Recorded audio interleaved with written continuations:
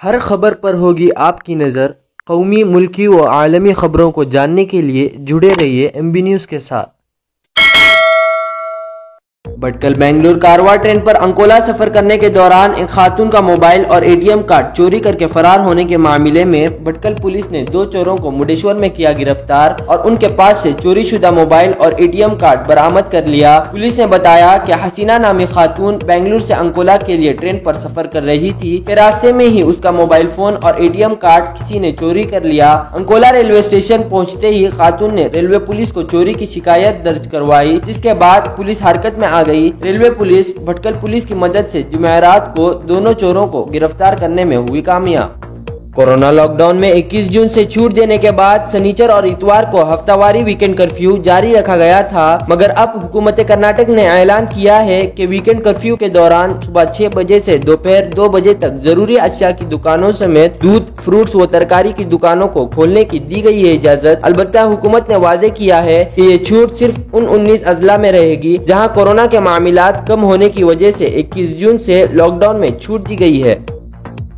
منگلورو دکشن کنڑا ضلع میں روزانہ کیے جا رہے ہیں کورونا کی زیادہ ٹیسٹ، جس کی وجہ سے پوزیٹیو زیادہ نظر آ رہے ہیں، جبکہ پوزیٹیوٹی ریٹ کم ہے۔ 2 ہفتے پہلے پوزیٹیوٹی ریٹ 16 سے 17% تھا، تو اب گھٹ کر 6 سے 7% ہے۔ ہر روز 9 سے 10 ہزار ٹیسٹ ہوتے ہیں۔ ظاہر بات ہے جب ٹیسٹ زیادہ ہوں گے تو پوزیٹیو بھی زیادہ آئیں گے، جبکہ ٹیسٹ کے مقابلے ہمارا پوزیٹیوٹی ریٹ کم ہے۔ دکشن کنڑا ضلع کے ڈپٹی کمشنر ڈاکٹر راجندر کے وی نے کیا ان خیالات کا اظہار۔ کرناٹک میں مبینہ طور پر آنر کلنگ جھوٹی شان کا معاملہ آیا سامنے، جس میں ایک مسلم لڑکی کے ساتھ ساتھ ایک دلت لڑکے کا پیٹ کر بہیمانہ طور پر قتل کر دیا گیا۔ واقعہ کرناٹک کے وجے پورہ ضلع کا بتایا جا رہا ہے، جہاں مسلم لڑکی کے کنبے پر الزام عائد کیا گیا ہے کہ انہوں نے ہی کچھ لوگوں کے ساتھ مل کر دونوں کی بےرحمی سے پٹائی کر دی، جس سے جائے وقوع پر ہی ان کی موت ہو گئی۔ خبروں کے مطابق دونوں ایک دوسرے سے محبت کرتے تھے اور یہ بات لڑکی کے گھر والوں کو پسند نہیں تھی۔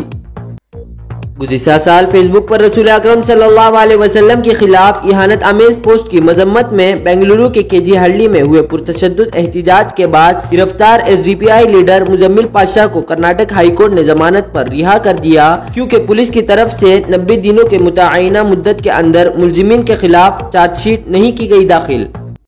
سابق وزیر اعلیٰ ایچ ڈی کمار سوامی نے دعویٰ کیا کہ 2023 کے دوران ریاست میں علاقائی سیاسی جماعت اقتدار پر ہوگی۔ انہوں نے کہا کہ ایک طرف ریاست کے حکمران بی جے پی میں قیادت کا بحران پیدا ہو گیا ہے اور وزیر اعلیٰ کے عہدے سے یڈیورپا کو بے دخل کرنے کی مانگ دن بدن شدت اختیار کر رہی ہے، تو دوسری طرف کانگریس میں قیادت کے لیے ابھی سے سدرامیا اور ڈی کے شیو کمار کے درمیان سرد جنگ جاری ہے۔ ایسے میں ریاستی عوام کے لیے جے ڈی ایس ہی بہتر متبادل بن کر ابھرے گی۔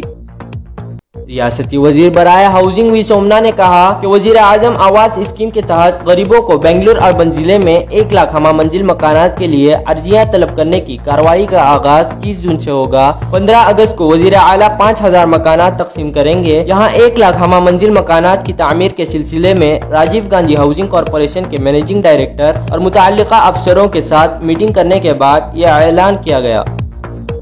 ریاستی حکومت کی طرف سے دنیا کے مشہور آبشاروں میں شمار ہونے والے جوگ فالز کو مصنوعی طور پر دائمی آبشار بنانے کے لیے 1,85 کروڑ روپے لاگت والا ایک منصوبہ تیار کیا گیا، جس پر ماحولیاتی ماہرین نے سخت اعتراض جتایا ہے اور خدشہ ظاہر کیا کہ اس سے یہاں کے قدرتی اور حیاتیاتی ماحول کو دائمی نقصان پہنچے گا۔ حکومت کا منصوبہ یہ ہے کہ برسات کے موسم میں بڑے ہی زور و شور سے بہنے اور سیاحوں کو اپنی طرف راغب کرنے والے اس آبشار کو ہمیشہ اسی انداز میں برقرار رکھا جائے، جس کے بعد کیرلا اور گوا سے سیاحوں کو اسپیڈ بوٹس کے ذریعے سمندر کے راستے ہناور تک لانے کے بعد جوگ فالز تک لے جانے کا انتظام کیا جائے اور انہیں وہاں پر مختلف سیاحتی سرگرمیاں فراہم کی جائے، جس سے سیاحتی آمدنی میں زبردست اضافہ ہو جائے۔ وادی کشمیر میں فرائیڈے لاک ڈاؤن ختم ہونے کے ساتھ ہی جمعے کے روز جامع مسجد میں محراب و منبر گونجنے لگے، تاہم وادی کے سب سے بڑے معابد نوئیڈا میں واقع تاریخی جامع مسجد اور درگاہ حضرت بل میں نماز جمعہ ایک بار پھر ادا نہیں کی گئی۔ بتا دیں کہ وادی میں گزشتہ قریب 1 ماہ سے لاک ڈاؤن میں نرمی کے باوجود بھی ویکینڈز بشمول جمعے کے دن مکمل پابندیاں عائد رہتی تھیں، جس کی وجہ سے جہاں معمولاتی زندگی معطل رہتے تھے، وہیں کسی بھی علاقے میں نماز جمعہ ادا نہیں کی جاتی تھی۔ مرکزی حکومت کے متنازع CAA NRC اور زرعی قوانین کے خلاف پرامن جمہوری طریقے پر احتجاج کرنے والوں کے خلاف پچھلی حکومت کی جانب سے دائر کردہ کیسوں کو واپس لینے کا MK اسٹالن کی قیادت والی تمل ناڈو حکومت نے لیا فیصلہ۔ دہلی عام آدمی پارٹی حکومت نے آکسیجن کے حوالے سے سپریم کورٹ کی تشکیل شدہ کمیٹی کی جانب سے رپورٹ پیش کر کے یہ کہے جانے کی تردید کی کہ دہلی میں آکسیجن کی ضرورت کو بڑھا چڑھا کر بتایا گیا تھا۔ دہلی کے وزیر اعلیٰ اروند کیجریوال نے اس معاملے پر کہا کہ جن لوگوں نے اپنے عزیز و اقارب کو آکسیجن کی کمی کے سبب کھو دیا ہے انہیں جھوٹا قرار نہیں دیا جانا چاہیے۔ قبل ازیں نائب وزیر اعلیٰ منیش سسودیا نے کہا کہ جن رپورٹ کی بنا پر BJP کے لیڈران دہلی حکومت کو گالیاں دے رہے ہیں، سپریم کورٹ کی کمیٹی نے ایسی کوئی رپورٹ تیار ہی نہیں کی۔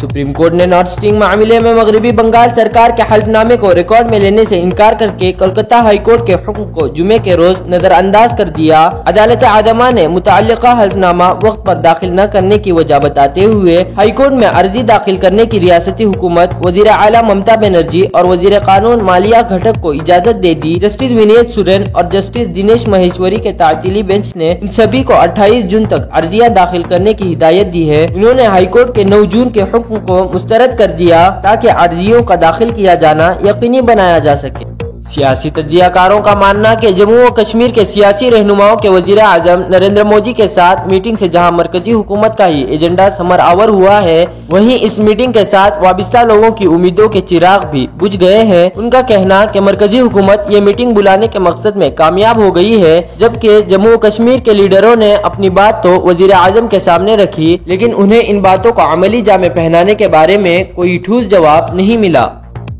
غازی پور بارڈر سے ٹریکٹر ریلی کی ریہرسل پر کسان لیڈر راکیش ٹکیٹ کا کہنا کہ ریہرسل اس لیے ہو رہی ہے کیونکہ 26 تاریخ نزدیک ہے۔ کسان 26 تاریخ کو کبھی نہیں بھولے گا، ہر مہینے 26 تاریخ آئے گی، کسان ٹریکٹروں کی ریہرسل کرے گا۔ ٹریکٹر دہلی کا راستہ نہ بھول جائیں، اس لیے ان کی ریہرسل کرنی پڑتی ہے۔ صحافت کی آزادی کو قطعی نظر انداز کرتے ہوئے UP پولیس نے بارہ بنکی میں دی وائر کے ان 2 صحافیوں کے خلاف کیس درج کر لیا جنہوں نے رام سنیہی گھاٹ پر واقع غریب نواز مسجد پر دستاویزی رپورٹ تیار کی ہے۔ تقریباً 100 سال قدیم اس مسجد کو ضلع انتظامیہ نے دھاندلی کا مظاہرہ کرتے ہوئے شہید کر دیا ہے۔ یہ معاملہ الہ آباد ہائی کورٹ میں زیر سماعت ہے، جس نے انتظامیہ کو سخت نوٹس جاری کیا ہے۔ کل پھر حاضر ہوں گے کچھ نئی سرخیوں کے ساتھ، تب تک کے لیے دیجیے اجازت۔ السلام علیکم ورحمۃ اللہ وبرکاتہ۔